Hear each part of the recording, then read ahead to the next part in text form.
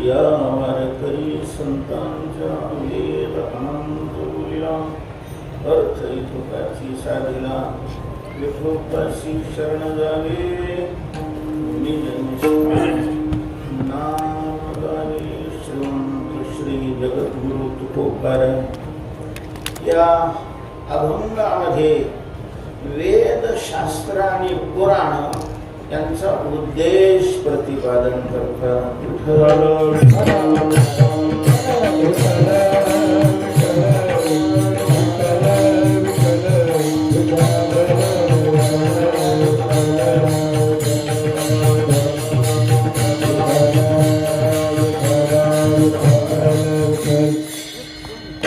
या जावंतगडाच्या पवित्र परिसरामध्ये पुरुषोत्तम मासानिमित्त चाललेला हा भगवत सेवेचा उत्सव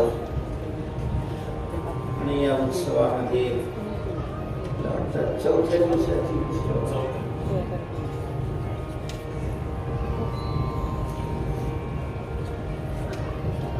मानवी जीवन अत्यंत श्रेष्ठ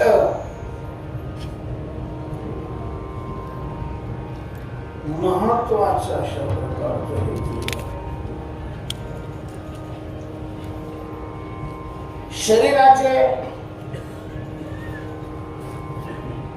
शास्त्राच्या मान्यतेनुसार 84 लाख प्रकार आहेत.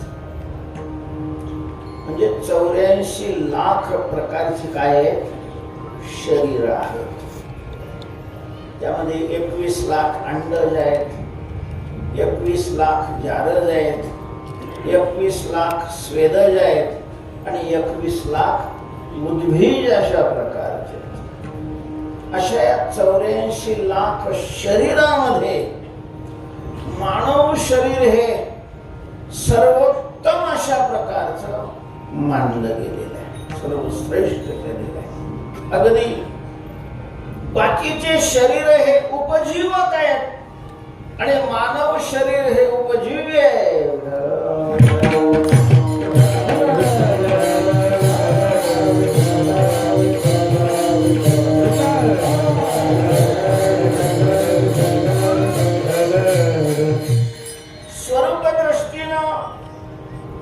मानव देहापेक्षा उत्कृष्ट ही शरीर आहेत.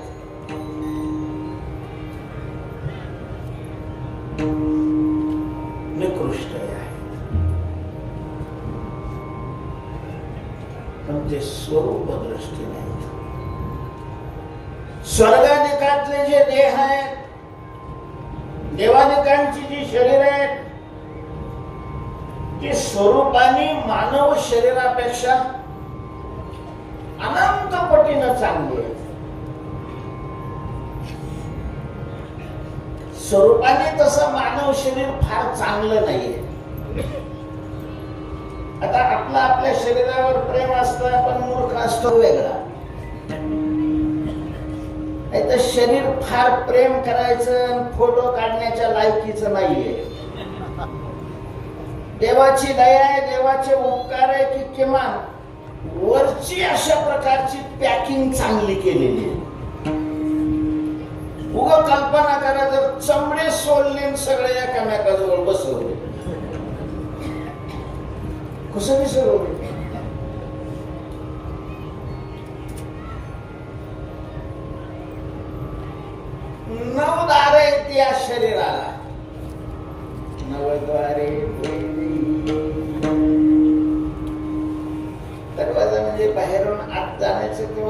बाहेर येण्याचं जे साधन आहे त्याला दरवाजा म्हणतात. असे 9 दरवाजे आहेत. एकही दरवाजा असा नाही की त्या दरवाज्यातून सुगंध बाहेर येतो. कान फुटल्यावर सुगंध येतो. एकही असा दरवाजा असं का आत घाण आहे त्याला काय करणार? हा देह नाशिवंत मळ मूत्राचा बांधा वरी चर्म घातले रे कर्म कीटकाचा सांगा रव रव दुर्गंधी रे अमंगळ तिचा बांधा स्मरे त्या हरिहरा शरण जाई गोविंदा. तेव्हा मानव देह स्वरूप दृष्टीनं चांगलंय असं नाहीये. नाही चांगलं. स्वरूप दृष्टीनं स्वर्गातले देह फार चांगले आहेत. मला जसं कथा येते पुराणामध्ये शुकाचार्य तपश्चर्याला बसलेले आहेत. कुणी तपश्चर्या करायला लागला का इंद्राचा माथा ठणकतो. त्याला वाटतं इंद्र बनण्याकरताच तपश्चर्या करायला. त्याची शुकाचार्याची तपश्चर्या भंग करण्याकरता तिथून त्याने रंभेला खाली पाठवलं. ब्रह्मा म्हणजे तिथं ज्या अप्सरा आहेत त्याच्यातली एक रंभा नाव आहे. ती खाली आलेले शुकाचार्याबरोबर त्याला नृत्य केलं. काय चाल करायची ते केले. शुकाचार्य डोळे उघडून त्याने पाहिले. रंभेला वाटलं आपण जिंकलो. याने साधना बंद केलेली आहे. आपल्याकडे पाहू लागलेले आहे. पण ते शुकाचार्य मूर्तिमंत वैराग्याचे पुतळे अशा प्रकारचे शुकाचार्य. शुकाचार्याने तिची निर्भत्सना केली. स्त्री अंडी नरकस्य कुंडी तपो विखंडी. काय महत्वाला शरीर म्हणजे काय? नरकाचे खाणे. ते म्हणे गोवा आम्ही काय मृत्यू लोकातल्या स्त्रिया वाटलं का तुला? स्वर्गातल्या स्त्रिया आहेत. आमच्या शरीरात घाण नाही. आणि तिनं पोट फाडून दाखवलं. काही मैल तिच्या पोटातून सुगंध बाहेर. शुकाचार्य होते. तुझं शरीर इतकं सुंदर आहे आतून हे मला माहिती असतं तर मी तुझ्याच पोटामध्ये अशा प्रकारचा राहिलो असतो. तेव्हा स्वरूपाने स्वर्गातले देह दिव्य आहे. मानव देह तसा दिव्य नाही. घाणच अशा. म्हणून मानव जन्मला तरी विटाळ आहे. आणि मानव शरीर मेल तरी काय विटाळ आहे. नाव बदललंय. एकाला जातक म्हणतात आणि दुसऱ्याला सुतक म्हणतात. एवढा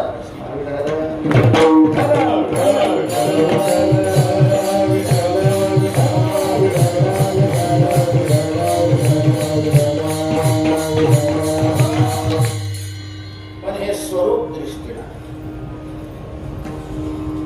वस्तूचं जे महत्व असतं ते 3 प्रकाराने असतं. स्वरूपत्वावच्छेदकाने,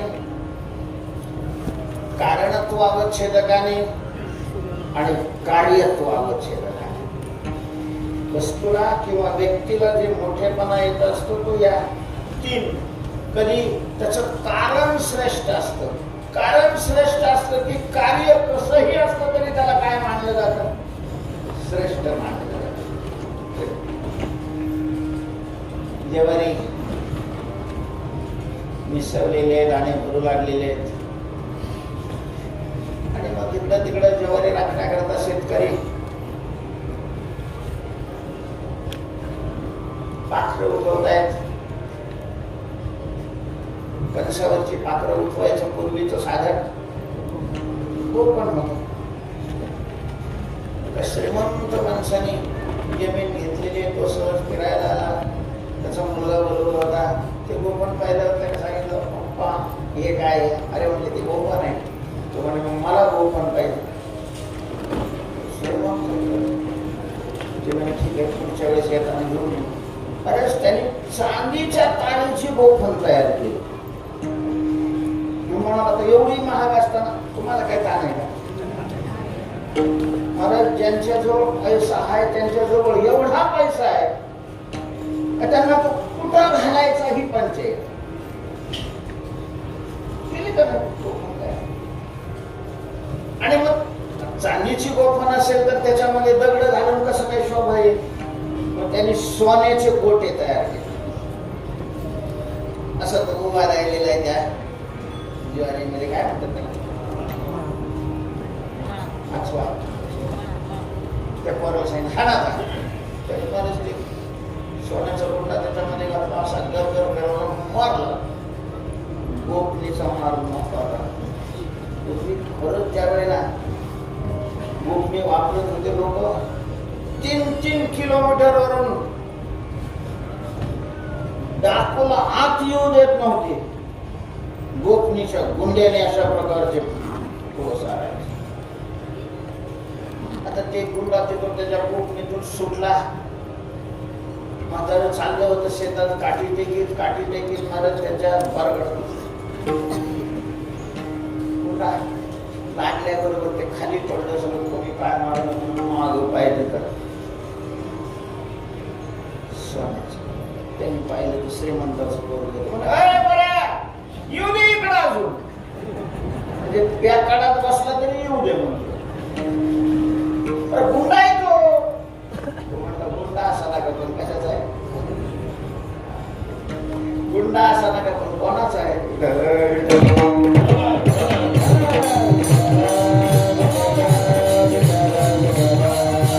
त्या गुंड्याला सुद्धा महत्व आहे, कारण त्याचं कारण श्रेष्ठ आहे, कारणत्व अवच्छेदक आहे. ग्रामपंचायतीलाही निवडून आलेली माणसं पंतप्रधानाच्या रेषेत असतात. कार्यत्व अवच्छेदकाने नाही, कारणत्व अवच्छेदकाने. काहींचं स्वरूप चांगलं असतं म्हणून त्यांना श्रेष्ठत्व येतं, तर काहींचं कारणही चांगलं नसतं, स्वरूपही चांगलं नसतं, पण कार्य चांगलं असल्यामुळं त्यांनाही तितकंच अशा प्रकारे. मला काय वाटतं, कोंबडीचं खत कसं का नाही हो?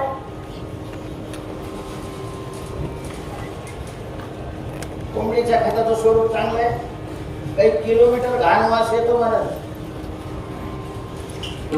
त्याचं कारणही चांगलं नाही, स्वरूपही चांगलं नाही, पण कार्य चांगले. वायाला गेलेल्या जमिनीला फुलावर आणण्याचं काम करता येते का? फुलावर आणण्याचं कार्यत्व अवच्छेदकाने चांगलं असणं हे विशेष रूपाने श्रेष्ठ आहे. तसं मानव शरीर कारणत्व अवच्छेदकाने चांगलं नाहीये, स्वरूपत्व अवच्छेदकानेही फार चांगलं नाही, पण कार्यत्व अवच्छेदकाने खूपच श्रेष्ठ आहे, खूपच श्रेष्ठ आहे. किती श्रेष्ठ आहे? देवादिकाच्या शरीरापेक्षा मानवाचं शरीर श्रेष्ठ आहे. कारण जे इथं पुण्य करून स्वर्गामध्ये देव होऊन बसलेले, तेही पुन्हा जगन्नियंत्या ईश्वराकडे प्रार्थना करतात.